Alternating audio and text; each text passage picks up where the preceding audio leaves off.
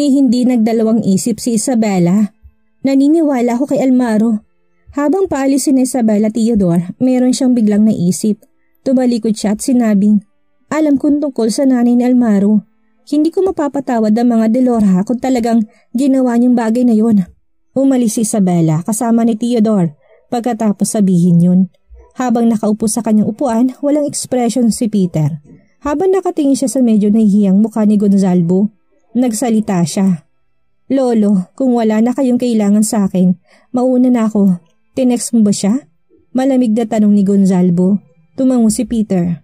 Oo, hindi ko alam ang intensyon niyo sa paghahanap niyo sa bata. Lalo na at sinabi na ni Ma'am na dapat na nating kalimutan ang nakaraan. Bakit hindi niyo pa rin binibitawan yun? Hinampas ni Gonzalvo ang mesa at galit na sinabing, hindi dapat ibaon sa limot ang mga McBride. Dapat silang mamatay lahat. Nakikita ni Peter na hindi bibitawan ni Gonzalvo ang galit nito sa mga McBride. Kahit na anong kumbinsi ko sa kanya, walang mangyayari.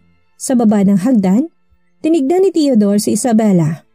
Mami, lolo mo ba talaga siya? Sandaling huminto si Isabela at pilit na ngumiti. Oo. Galit ba si great-grandpa sa mga McBride? Pero bakit? Hindi alam ni Theodore kung anong nangyari sa pagitan ng mga McBride at mga Delorha. Pero kahit bata pa lang siya, ay nararamdaman niya na ang galit ni Gonzalvo sa mga McBride. Hindi alam ni Isabela kung paano magpapaliwanag sa bata. Kaya lumingon siya at nakita si Almaro na nakatayo sa harapan ng sasakyan at merong kausap sa phone. Daddy! Patakbong lumapit si Theodore sa kanya. Binaba ni Almaro ang tawag, tumalikod at binuhat ang batang tumatakbo papunta sa kanya. Binuhat niya si Theodore. Daddy, pumunta ba kayo dito ni Mami para sunduin ako? Oo, nag-aalala sa yung mami mo. Tumango si Almaro. Habang binabaling ang tingin kay Isabelang papalapit na rin sa kanila. Sinundo ng butler si Theodore pero wala siya doon. Sinabihan ko na yung butler para hindi mag-alala yung matanda. Natigilan si Isabela at saka tumango. Salamat. Binuhat ni Almaro si Theodore papasok sa kotse. Bumulong si Theodore kay Almaro bago sumakay si Isabela sa kotse. Daddy, pinagtanggol ka kanina ni Mami sa lolo niya. Medyo nagulat si Almaro. At marahang hinaplos ang buhok ng batang lalaki saka mahinang sinabi. Talaga? Tumango si Theodore habang nagniningning ang mga mata. Pumasok si Isabela sa kotse at kumunot ang noo nang makita niyang nagbubulungan ang mag-ama. Anong pinag-uusapan yung dalawa? Tusong sumagot si Theodore. Sekreto namin ito ni Daddy. Hindi nakasagot si Isabela. Pinaglilihiman na siya ng mag-amang ito. Pagkatapos ihatid si Theodore sa McBride Mansion, ngumiti ang butler nang makita niyang nakabalik na si Theodore. Little Theodore, nakauwi ka na rin. Aha?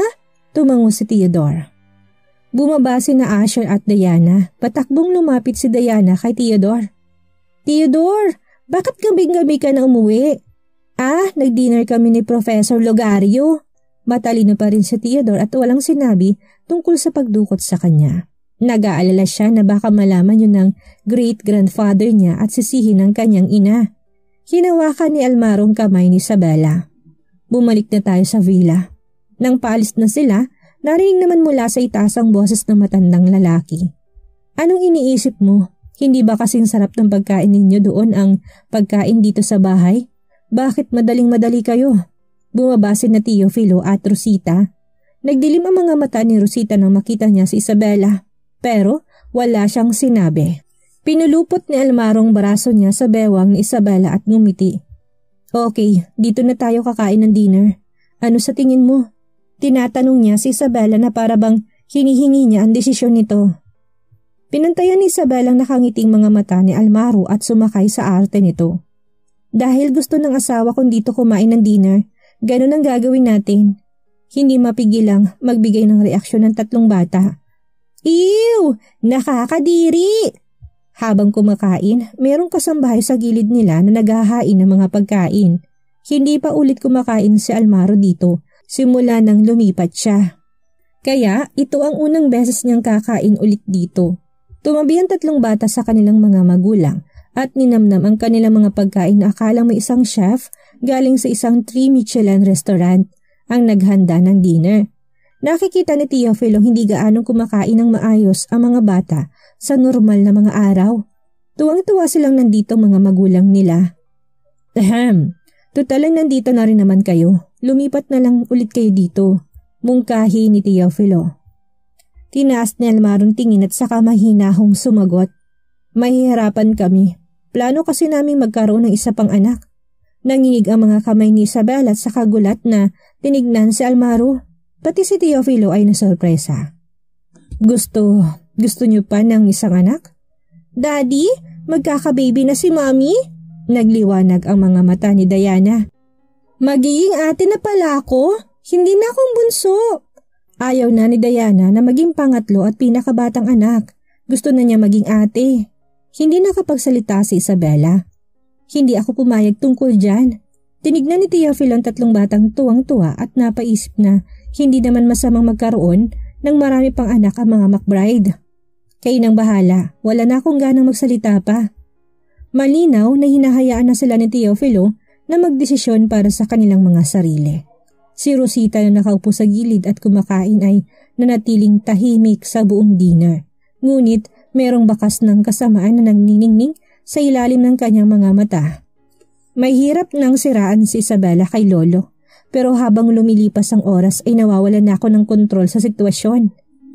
Hindi magtatagal ay matatanggap na ni Lolo ang babaeng ito kapag nagpatuloy ito. Maapektuhan din itong status ko para kay Lolo. Buiset, minaliit ko siya. Hindi ako pwedeng umupo na lang dito at hintayin ang katapusan ko. Lumipas ang ilang araw. Halos tapos ng renovation ng Pearl Jewelry. Kaya nagpunta si Isabela at si Bastian sa site para silipin ang progress. Hindi masyadong iiba ang interior design nito sa Soul Jewelry Studio. Pero mas malaki ang espasyo nito kaysa sa studio. Makakalipat na sila pagkalipas ng 3 araw. Magiging isang kompletong kumpanya ito kapag pinagsama na ang Soul at Pearl. Tito Sebastian, naintindihan ng staff natin sa studio market kaya sila na ang maglilid sa mga baguhan kapag dumating ang oras. Mapopromote si Director Diego bilang General Manager at siya na ang in-charge sa Purchasing Department. Kayo naman ang in-charge sa Administration Department. Ano sa tingin nyo? Ngumiti si Sebastian. Matagal kami nagkatrabaho ni Diego sa Pearl, kaya naman naging mabuti kami magkaibigan. Para akong umuwi nang bumalik ako dito, kahit nasa Soul o Pearl man ang tawag dito. Susuportahan namin ang anumang desisyon basta galing sa'yo. Labis na nagpapasalamat si Isabela sa sinabi ni Sebastian, lalo na at bihirang makakilala ng taong kaya siyang samahan sa paghihirap. Pinili pa rin ni Sebastian at Director Diego na bumalik kahit na hindi maganda ang lagay ng Pearl noon at nagpapasalamat siya doon. Bumalik si Isabela sa Taylor Manor pagkatapos maibigay ang task sa supervising na renovation kay Sebastian. Isang maliit na Alaskan Malamute na merong reddish-brown fur ang masiglang tumakbo pupunta sa paanan ni Isabela. Kinagat nito ang laylayin ng kanyang pantalon, saka tumalikod at humiga para ipakita ang tiyan kay Isabela. Brownie, ang kulit mo naman. Walang magawa si Sandro. Matapang ang asong ito pero simple lang din ito mag-isip. Mahilig itong makipaglaro sa ibang tao. Ngumiti si Isabela. Yumuko, binuhat ang maliit na tuta at inamoy ang katawan nito. Dad, pinaliguan mo ba siya? Naguhukay sa putikan na flower bed ang tutang yan araw-araw, kaya palagi siyang madumi. Kaya naman 3 o 5 beses ko siyang pinapaliguan. Nilabas ni Brownie ang dilat, winagwag ang buntot. Tinititigan nito si Isabela na para bang gustong-gusto niya ito. Binaba ni Sandro ang kanyang teacup at sinabing, inabandona ng unang may-ari ang tuta. Nakita ko siyang naglalakad sa kalsada. Nakakaawa kaya dinala ko siya pa uwi.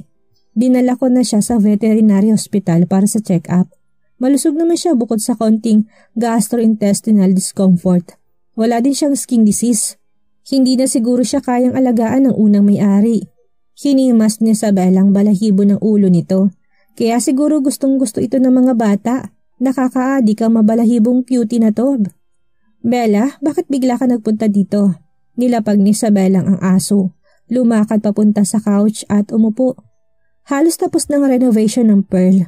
Kaya nagpunta ako dito para tanungin kayo. Kung gusto niyo pa rin bang pamahalaan ng kumpanya, sa inyo pa rin ang posisyon ng chairman. Nagulat si Sandro at nagdilim ang mga mata. Simula nang ibigay ko sa iyo ang pearl, hindi ko na naisip na mangialam. Nagsalita si Isabela. Hindi niyo kailangang mangialam. Pero kailangan pa rin kayo ng board, hindi ba? Sa kanya dinagdag. Gusto ko pa rin na bumalik kayo sa kumpanya bago kayo magretiro. Kailangan din kayo ng kumpanya. Nag-isip sandali si Sandro at saka tinignan ang humihikab na tutang nakahiga sa paanan niya. Pero walang tao sa bahay para alagaan siya. Kumuha kayo ng kasambahay, katulad lang din ng dati, para hindi kayo masyadong mapagod. Hindi nyo kailangang isipin ng pera para sa kasambahay. At saka, mas mapapanatag ako kung merong tao ditong mag-aalaga sa inyo. Nang makita nag-aalala si Isabela sa kanya, ngumiti si Sandro. Ikaw nang bahala. Meron siya biglang naisip at saka seryosong sinabi. Sa susunod na araw ang death anniversary ng nanay mo. Bisitahin mo siya. Hindi mapigilang magulat ni Isabela. Death anniversary ng nanay ko? Makakalimutan niya siguro ito kung hindi nabanggit ng tatay niya. Tumango siya. Sige. Sa Black Gold Group, kalalabas pa lang ni Chelsea ng administrative office nang makita niya si Rosita. Ngintian siya nito. Pinatawag ka ni Almaro? Oo, inutusan ako ni Mr. McBride na sundan palagi si Isabela simula ngayon. Walang pag-aalinlangan na sagot ni Chelsea. Kumunot ang noon ni Rosita. Talagang inutusan ni Almaro sa Chelsea na samahan simula ngayon si Isabela? Posible bang poprotektahan na ni Chelsea si Isabela simula ngayon? Napakahalaga sa kanya ng malanding yon. Napansin ni Chelsea na tila hindi masaya si Rosita. Rosita, may problema ba? Pinigilan ni Rosita ang sariling ipakita ang totoo niyang nararamdaman. Umiling siya. Ngumiti at mapang-asar na nagtanong. Ayos lang ako, pero hindi ba't gusto mo na palagi kang malaya? Bakit ka pumayag? Kinamot ni Chelsea ang mga pisngi at sumagot. Ha? Mahirap ako't babayaran ako ni Mr. McBride para dito. Gusto lang naman niya nakasama ako ni Isabela. Hindi na nagsalita si Rosita at pinanood na lang na umalis si Chelsea. Unti-unting nagdilim ang ekspresyon niya. Hindi dapat ako biguin ng dalawang matandang yon. Nakita ni Isabela ang naiinip na si Chelsea na hinihintay siya sa opisina nang bumalik siya sa Soul Jewelry Studio. Nakangiting tumayo si Chelsea na makita ang pagdating ni Isabela. Isabela, nakabalik ka na. Tumawa si Isabela. Pinapunta ka ni Almaro dito? Oo, sasamahan kita kahit saan simula ngayon. So anong kailangan kong gawin? Napakamot si Chelsea sa ulo. Kung kailangan ni Isabela ng tulong niya, baka hindi rin makatulong si Chelsea dahil sa kalampahan. Nagpunta si Isabela sa kanyang upuan at umupo. Wala kang kailangan gawin, sa iyo ang oras mo. Masaya siyang pinagbasda ni Chelsea nang marinig yon.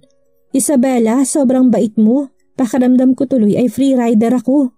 Binabayaran ako pero wala akong ginagawa. Nailang nang umiti si Isabela.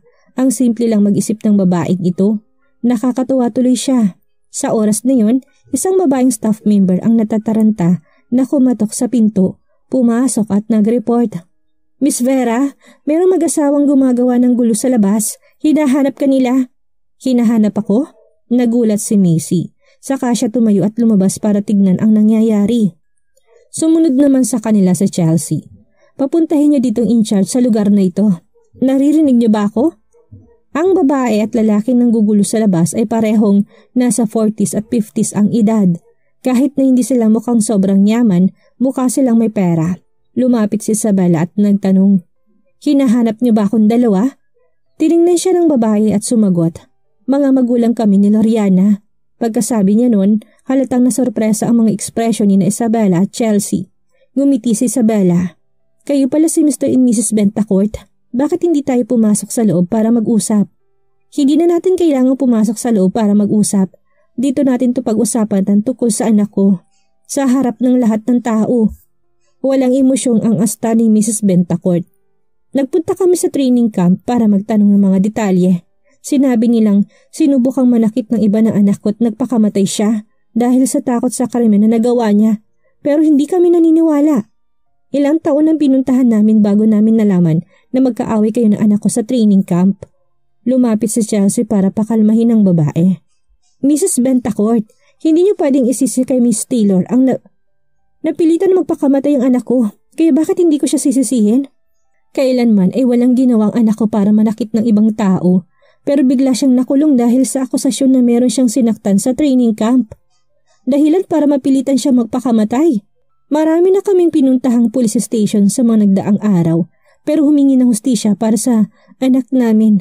Dinuro ni Mrs. Bentacourt si Isabela. Pulang-pulang mata niya sa galit pero walang lakas ng loob ang mga pulis na kunin na kaso at sa tingin ko ay dahil siya sa asawa ni Mr. McBride. Pero pwede na ba niyang labagin ang batas dahil lang sa status niya? Nagulat ang lahat ng taong nandoon. Kahit na alam nilang matagal nang wala si Isabela sa studio, hindi nila alam kung saan siya nagpunta. Pero matapos marinig ang reklamo ng babae, mukhang merong nangyari kay Miss Taylor at sa anak ng babae. Tumayo si Chelsea sa harapan ni Isabela at malakas na sinabi, "Naintindihan kong nararamdaman niyo bilang mga magulang, pero under investigation pa rin ang pagkamatay ni Loriana. Hindi rin namin gustong mangyari ang ganong insidente sa training camp. Pero si Loriana ang nagsimula ng alitan sa pagitan nila ni Miss Taylor. Paulit-ulit na pinagbintangan ng anak niyo si Miss Taylor, pero gusto pa rin hanapin ni Miss Taylor ang pumatay sa anak niyo. Hindi pa ba yun sapat? Hindi yun pininiwalaan ni Mrs. Bentacourt. Paano magagawa ng anak namin yun? Inapi niyo siya? Ikaw!" Meron pang gustong sabihin si Chelsea pero tinaas ni Isabela ang kamay niya para pigilan si Chelsea. Lumapit si Isabela kay Mrs. Bentacourt at mariing sinabi, "Mrs. Bentacourt, naiintindihan kong nararamdaman ninyo, pero merong hindi tama dito. Sino nagsabi sa inyo na napilitang magpakamatay si Loriana?" Nabigla si Mrs. Bentacourt. Kuminang ang mga mata niya pero pursigido pa rin ang kanyang tono. "Wala ka nang pakialam doon. Oo nga't meron nagsabi sa amin ginipit ninyo ang anak namin hanggang sa magpakamatay siya at hindi ko yun palalampasin." Dumilim ang ekspresyon ni Isabela habang kalmado at matapang siyang sumagot. "Pasensya na, kung pwede natin itong pag-usapan ng mahinahon, baka magkaroon pa tayo ng magandang solusyon. Pero pwede ko kayong diretsuhin ngayon kung pipiliin niyo pa rin akong sugurin na agresibo. Unang-una sa lahat, wala akong utang kay Loriana at wala akong ginawang masama sa kanya. Pangalawa, maraming ginawang paraan si Loriana para siraan ako sa training camp at sinubukan niya pa akong i-frame. Pinalampas ko na ang mga bagay na yon. At pangatlo, nakakapagtaka nga talaga ang dahilan ng pagkamatay ni Loriana. Iniimbestigahan pa rin ng mga pulis kung suicide yon o homicide case. Pero kung gusto niyong ipasa lahat ng sisi sa akin, kumuha muna kayo ng abogado bago ninyo ulit ako kausapin. Siyempre, baka hindi niyo makuha ang resultang gusto niyo kapag dinala niyo ito sa korte. Dahil walang kinalaman sa akin ang bagay na to. Isa akong biktima katulad ni Loriana. Kaya naman kung pinipilit niyo sa akin ito, hindi ko ito tatanggapin ng hindi lumalaban." Malakas na nagsalita si Isabela. Malinaw siyang narinig ng lahat. Hindi naman siya magiging kampante kung meron nga talaga siyang kinalaman sa bagay na ito. Halatang naggulat si Mrs. Bentacourt at hindi alam ang sasabihin. Nahihiyang sinuyo ni Mr. Bentacourt ang asawa niya. "Kailangan natin pag-usapan ng maayos ang bagay na ito. Hindi natin kailangan magmadali. Natatakot ka siguro pero ako hindi. Patay na anak ko. Ano pa bang dapat kong alalahanin?"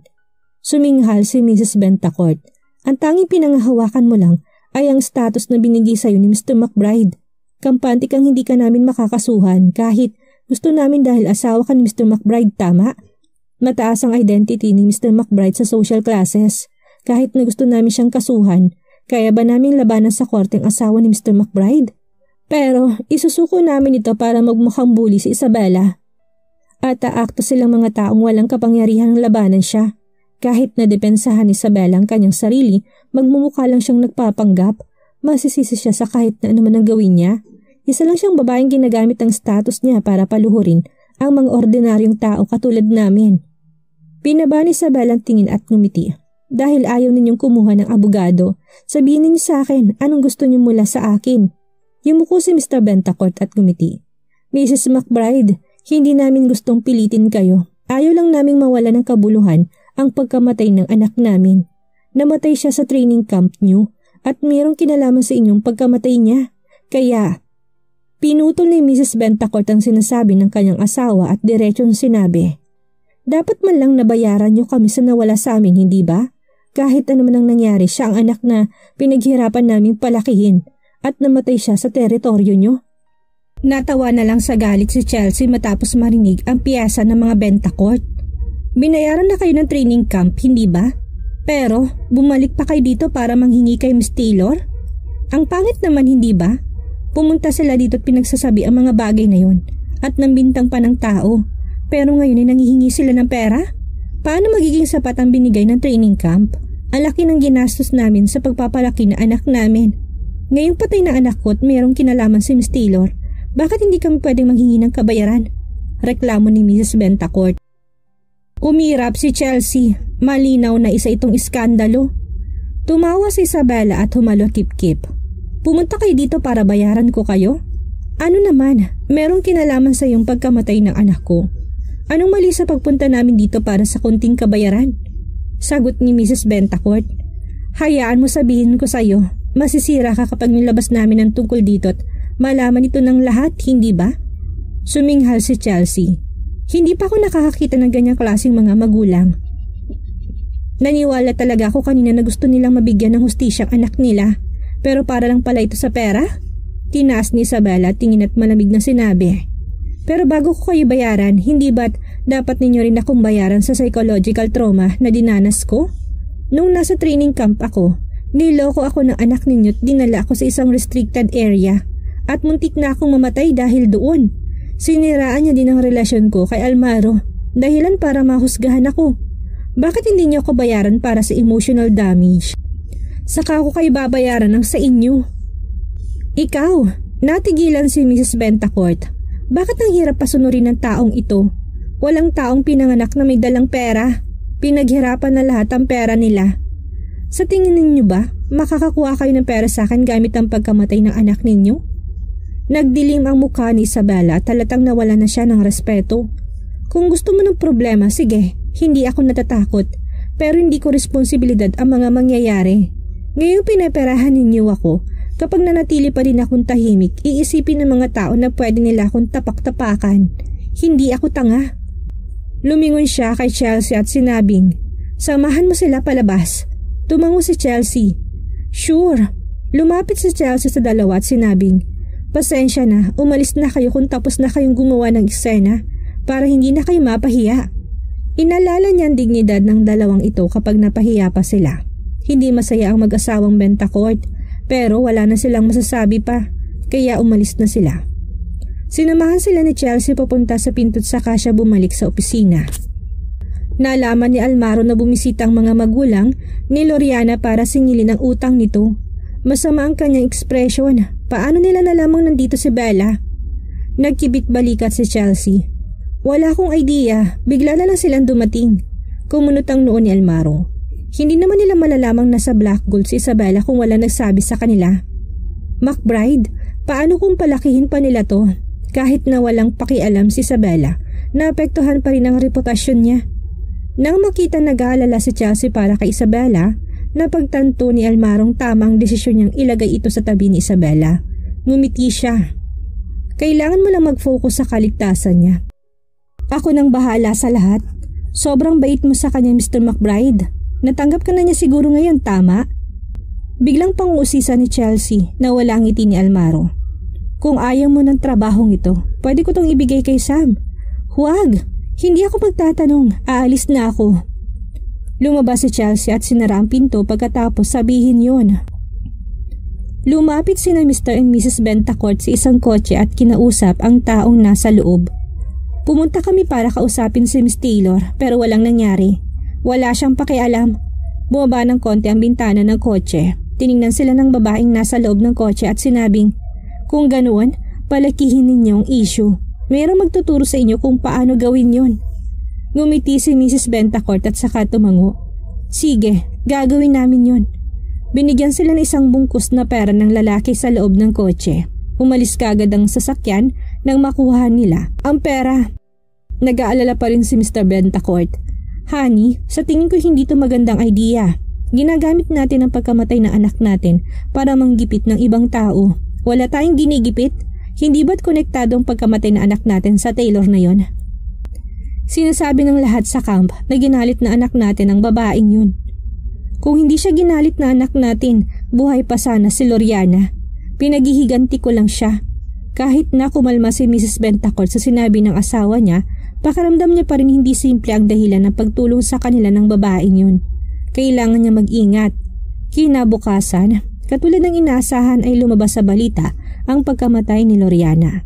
Nang ma-interview ang mag-asawa, umiyak si Mrs. Bentacourt at dinidiin na si Isabel ang dahilan kung bakit namatay ang anak niya sa camp dahil lang sa na-offend niya si Isabella. Maraming mga netizens ang nagpunta sa Twitter para questionin si Isabella tungkol dito, pero para sa kanila ay sinusubukan lang na mag-asawang makasakay sa kasikatan ni Isabella. Hindi pa humuhupa ang hype sa pagiging rehistrado ni Isabella at Almaro. Kaya siguro lumabas ang mag-asawa at pinagbintangan si Isabella sa pagkamatay ng anak nila. Sa tingin mo ba'y naging dahilan talaga si Mrs. Taylor ng pagkamatay ng isang tao? Hindi dapat tayo magsalita ng tapos. Hindi mo ba napansin na ilang araw lang ay mapapatunayan ng hindi totoo ang anumang balita kay Miss Taylor? Paano kung totoo nga yun? Ilang babaeng empleyadong nagdidiskusyon na dumating si Isabella. Nabalitaan nilang sinampal ni Miss Taylor si Miss Jeronimo dahil nagpakalat siya ng chismis at hinayaan lang ni Mr. McBride na gawin yon ni Miss Taylor. Dahil doon, wala nang may lakas ng loob na magkamaling gawin yon. Nakasunod si Chelsea kay Isabella at narinig ang diskusyon. Huwag kang mag-alala Isabella, si Mr. McBride na daw ang bahala dito. Lumingon sa kanya si Isabella at pabulong na sinabi, Chelsea, kailangan ko ng tulong mo. Nagtaka si Chelsea. Ano yun? Nang makarating sila sa elevator, tinapik ni Isabella ang balikat ni Chelsea at sinabing, kausapin mo yung mag-asawa at sabihin mo sa kanilang babayaran ko sila. Sila nang bahala sa presyo. Nagulat si Chelsea. Nauntog ka ba? Walang sinabi si Isabella, kaagad na nagsalita si Chelsea. Sinusubukan ka lang nilang perahan, bakit mo sila babayaran? Tahimik lang si Isabella dahil napagtanto niya kung bakit pinili ni Almaro si Sam bilang assistant imbis na si Chelsea. Mamamatay ng maaga si Almaro sa pagiging prangka ni Chelsea. Tinapik ni Isabella ang ulo niya. Sa tingin mo ba'y tanga ako?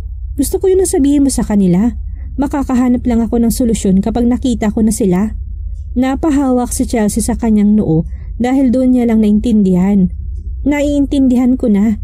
Bumalik si Isabella sa Seoul at nakita si Almaro nakatalikod sa kanya. Dahan-dahan itong lumingon nang marinig ang mga yabag. Mabilis na yumakap si Isabella sa kanya bago pa siya makapagsalita. Para amuyin ang kulo ni Almaro. Ang aga mo naman. Tumingala si Isabella at matamis na ngumiti. Tumaas ang kilay ni Almaro. Oo, nagde-deliver ako ng yakap para hindi ka maapektuhan ng masamang balita. Mas lumapit siya at malawak na ngumiti. Pumunta ako para pasayahin ka. Namulang mga tenga ni Isabella at naiilang siyang umatras. Hindi ko kailangan na pasayahin mo ko. Hindi ako apektado. Hinaplos ni Almarong ulo ni Isabella. Anong iniisip mo? Hindi ba kita napapasaya ngayon? O sinasabi mo bang gusto mo ng ibang paraan para pasayahin ka? Namula na din ang mukha ni Isabella. Hindi niya kinakayang panunukso ni Almaro.